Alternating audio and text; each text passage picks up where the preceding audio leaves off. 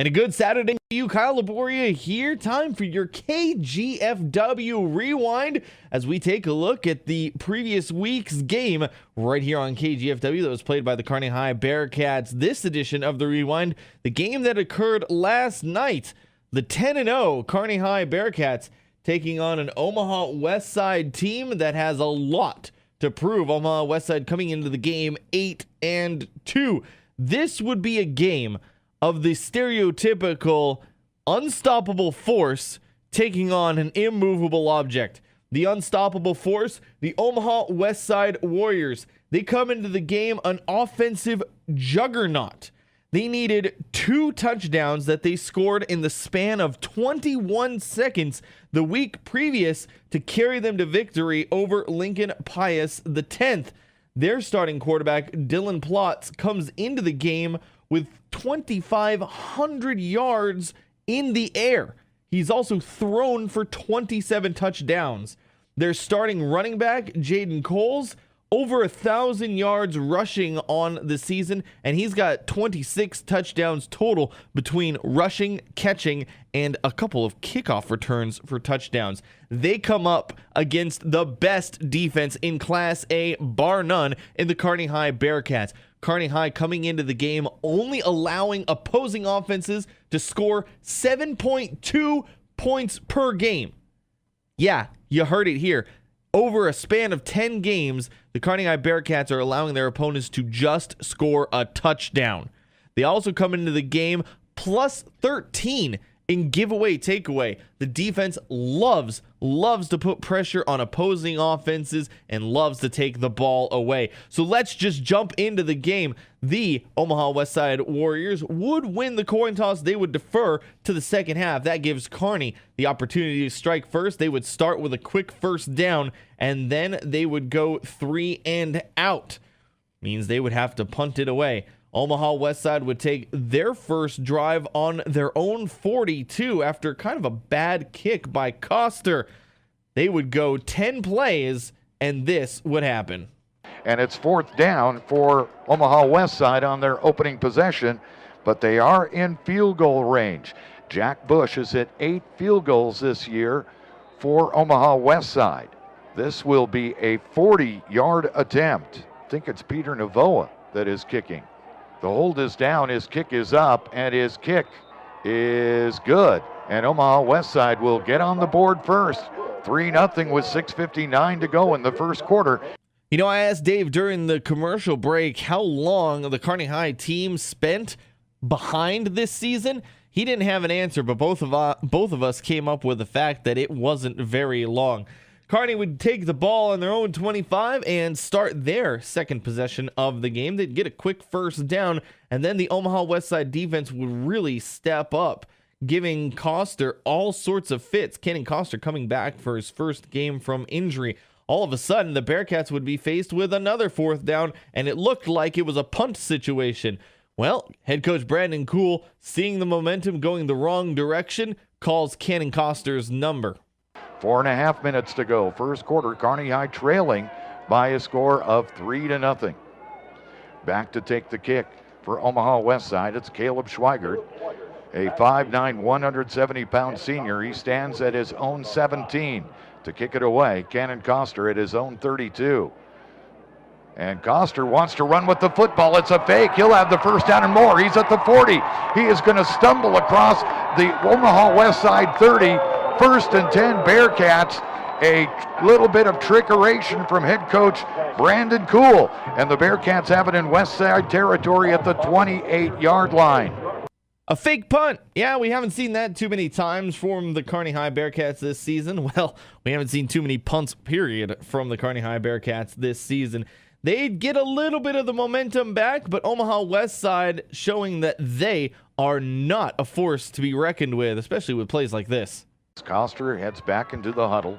2:42 on the clock. Bearcats with the 3rd and 7 at the Omaha Westside 25. They have it on the far hash. 1 receiver to the far side on the left. 3 receivers on the near side on the right. Coster looked like he wanted to run a little quarterback draw, and he is going to be sacked. One of the few sacks given up by the Bearcats this year. I think it's Nick Lamb that got in there. a 6'2", 179-pound senior, and that's going to make it 4th down.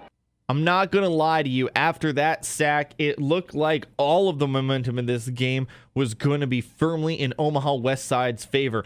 Cannon Coster, coming into his first game off of injury, looked like he was a little rusty, still trying to get in sync with his receivers. And on the very next play, you could see some of that rust coming out. And the Bearcats are going to keep the offense out there, kind of in that middle ground area where a punt doesn't do you any good and a field goal may be just a bit too far.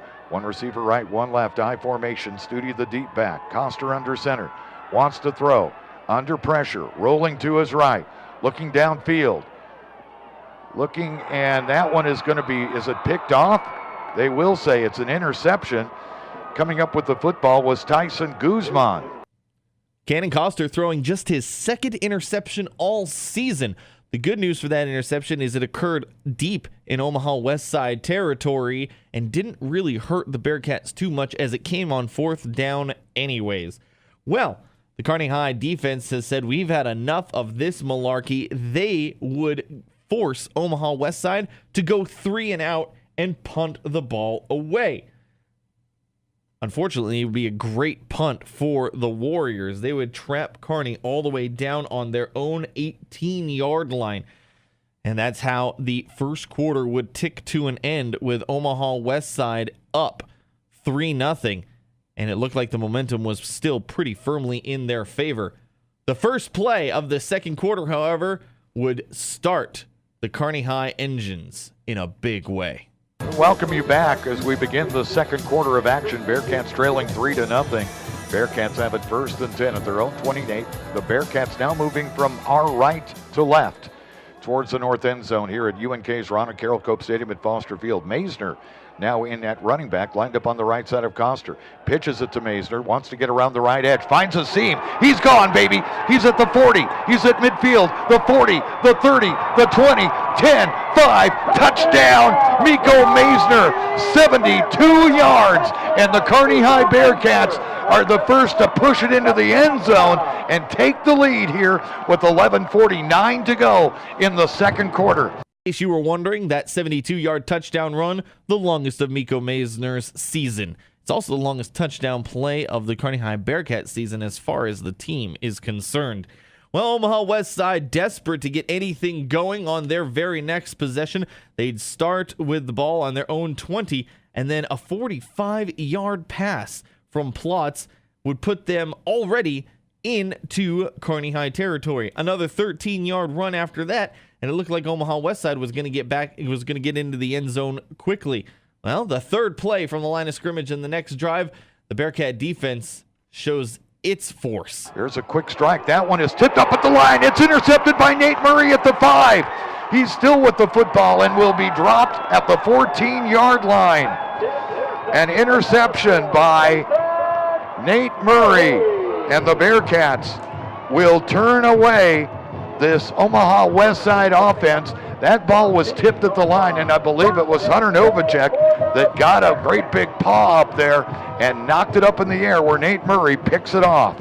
We've talked about it all time this season. Defense stepping up, making the big plays in the big moments, and none bigger than that. The team just rattled off 50-plus yards on you in 2 plays. You turn around and pick them off. A great job by Nate Murray.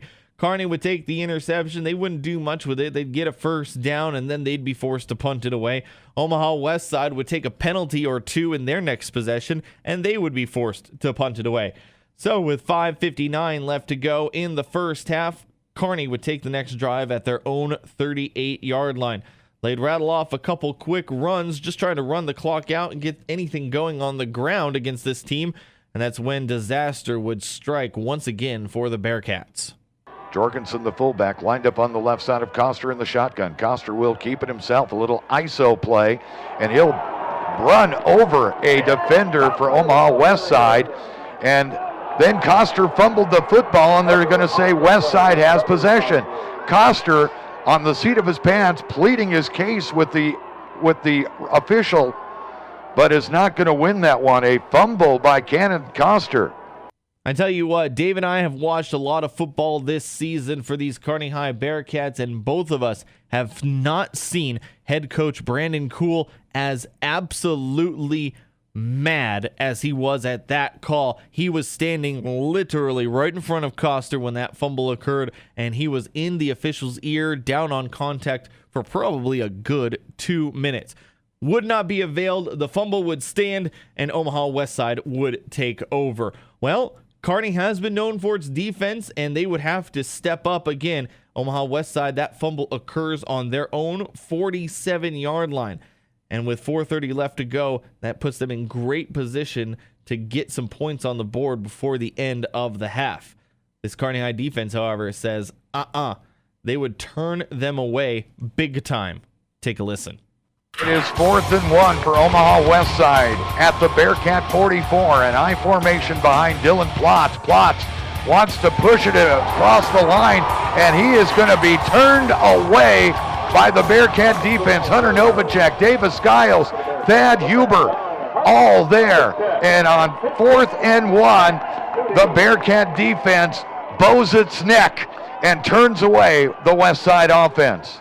That play would be huge implications behind that play as the Bearcats stop Omaha Westside and turn over the ball on downs in Kearney High territory with not much time left to go in the first half. A huge defensive stand there by the Bearcats. Well, we talk about it a lot in football, is you get the mistakes by the other team, and how do you respond to them? Do you make them pay for those mistakes?